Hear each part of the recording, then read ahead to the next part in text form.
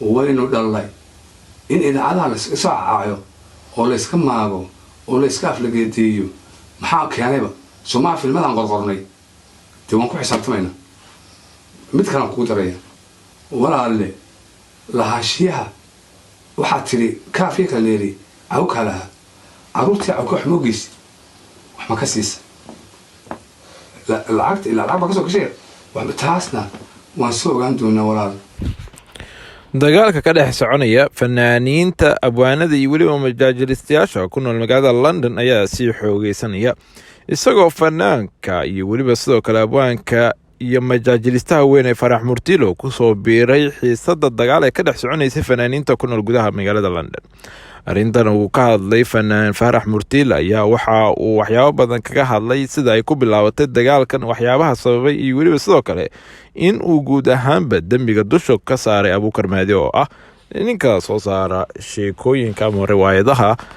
aadka loo daawado kana baxa TV-ga iyo Universal TV iyo weliba sidoo kale bartiisa YouTube-ka Abuukar Maadi. Farax Murtilo ayaana waxa uu sheegay inuusan u dulqaadan karin buu yiri ooyinta iyo weliba cabaadka ka yeeraya buu yiri haweenka uu aadka u xumeeyay Abuukar Maadi. waxa uuna carabka ku adkeeyay in Abuukar Maadi uu la xisaabtamayo isla markaasna dhammaanba riwaayadihii uu jiray uu isagana curiyay uu ka doonayo inuu ka saaro barta YouTube-ka iyo weliba sidoo kale inuu kala xisaabtamo dhaqaale ahaan lacagaha guud ee dhanka xayeysiinta kaga soo gashay YouTube-ka ee isla riwaayadihii uu hore u sameeyay. Farax Murtilo ayaa waxa uu sheegay inuusan u adkeysanaynin buu yiri sidoo kale buu yiri fanaaniinta qaar hadda lagu diganayo isla markaasna uu yiri in lagu danaystay aysan ahayn wax macquul ahayn.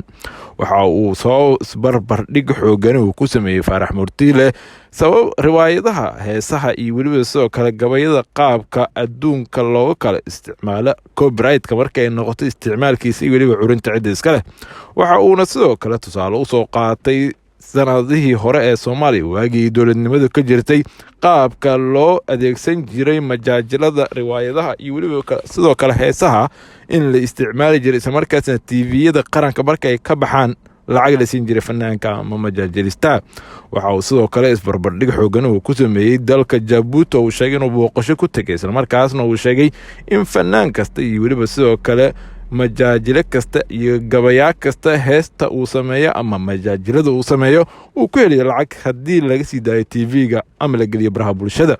waxa uu sheegay in taasi gabi ahaan baysan ka jirin buu yiri guud ahaanba Soomaalida dhexdeeda. waxa uuna sidoo kale sheegay inay tahay in wax lagu xisaabtamo ay noqoto arrintaasi. waxa uu yiri marnaba ma aqbalayno in la isticmaalo buu yiri codkeena magaceena iyo weliba sidoo kale fikradeena qalbiga ka soo gooday aan u fikirna habeenii maalin si lacag la'aan ahna loo isticmaalo. waxa uuna sheegay in looga baahan yahay buu yiri dhammaanba dadka isticmaalaya arrintan in la ilaaliyo waxyaabaha xuquuqda lahaanshaha ee loo yaqaano copyright. dagaalka ka dhex soconaya fanaaniinta iyo weliba sidoo kale abwaanada ku nool gudaha magaalada London ayaa ah mid hadda sii xoogeystay isla markaasna kooxdii qoto oo hore u bilaabatay ayaa hadda waxa ay qarka u saaran tahay in gabi ahaanteedba ay kala burburto.